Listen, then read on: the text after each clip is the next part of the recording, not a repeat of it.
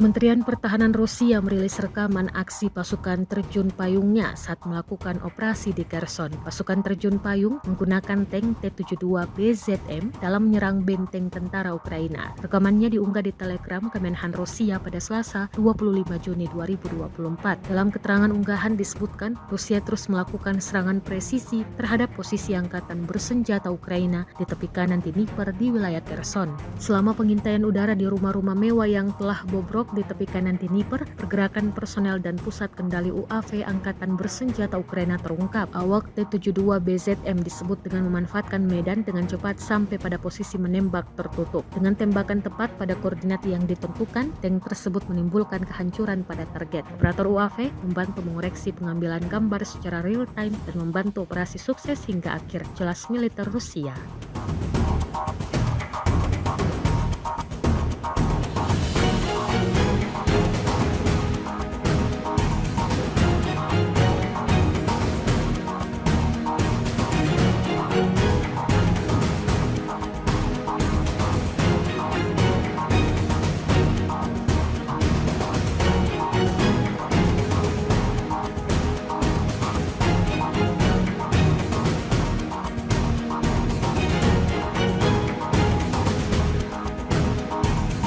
Drone Rusia terekam meluncur dan menghancurkan dua peralatan tempur Ukraina. Peralatan yang dimaksud adalah kendaraan tempur dan kendaraan lapis baja. Rekaman detik-detik serangan ramai beredar di Telegram pada Selasa 25 Juni 2024. Dalam keterangan unggahan disebutkan operator drone Rusia dari detasemen berang-berang membakar peralatan militer Ukraina sekaligus. Dua M113 dengan personel Ukraina dihancurkan. Para petarung kembali menunjukkan keahliannya menghancurkan peralatan militer Ukraina dalam hitungan menit. Kali ini, orang-orang itu dengan mudah menangani dua pengangkut personel lapis baja M113 yang berisi tentara Ukraina yang bersiap menggantikan mereka yang telah berada di garis depan selama lebih dari 15 hari, jelas narasi unggahan Rusia. Namun, upaya angkatan bersenjata Ukraina untuk mengatur rotasi menghadapi kendala yang tidak dapat diatasi dalam bentuk serangan drone Rusia.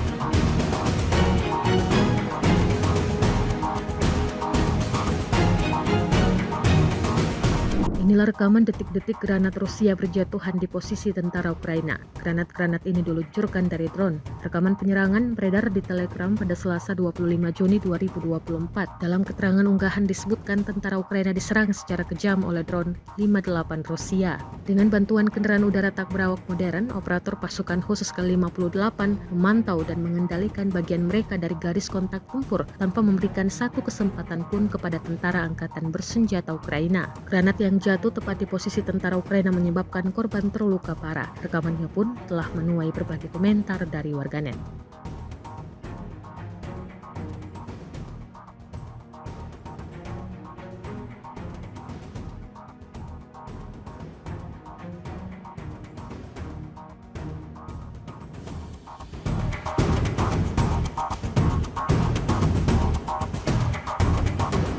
Kementerian Pertahanan Rusia baru-baru ini merilis sebuah video yang memperlihatkan kerja tempur awak Su-25 Rusia saat melakukan serangan rudal ke posisi musuhnya. Rekamannya diunggah di akun Telegram @mod_Rusia pada Rabu 26 Juni 2024. Tidak hanya fokus melakukan serangan di darat, militer Rusia juga secara konsisten melayangkan serangan udara. Seperti yang terlihat dalam rekaman, awak pesawat tempur Su-25 melakukan serangan dengan rudal pesawat terarah terhadap benteng musuh dan tenaga kerja di zona tanggung jawab kelompok pasukan pusat. Menurut laporan, penembak pesawat pesawat depan, sebuah target yang ditunjukkan berhasil dicapai. Setelah sebuah misi berhasil dijalankan, Angkatan Udara Rusia kembali ke tempat semula.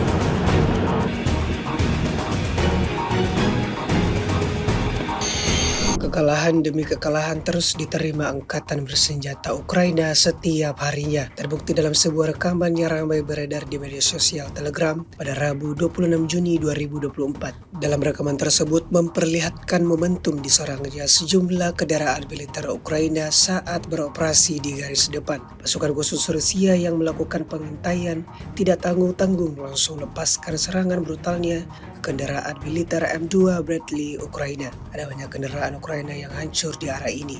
Hasilnya seperti yang terlihat dalam rekaman, hingga video ini beredar beragam komentar ditulis warganet.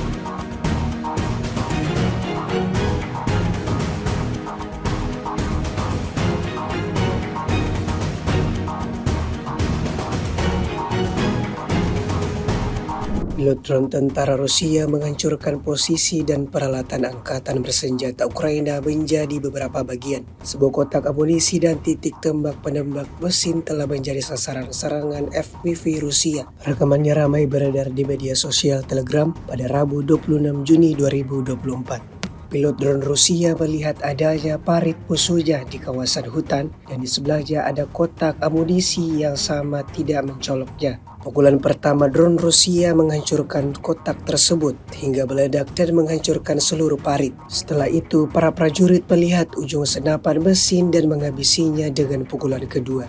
Prajurit Ukraina berharap untuk menyembunyikan posisi mereka di hutan, namun tempat perlindungan dan amunisi mereka yang tidak mencolok ternyata menjadi sasaran empuk bagi pilot drone Rusia yang berpengalaman. Pertahanan Angkatan Bersenjata Ukraina di kawasan hutan runtuh di bawah tekanan UAV Rusia sehingga mereka hanya punya kesempatan untuk melarikan diri.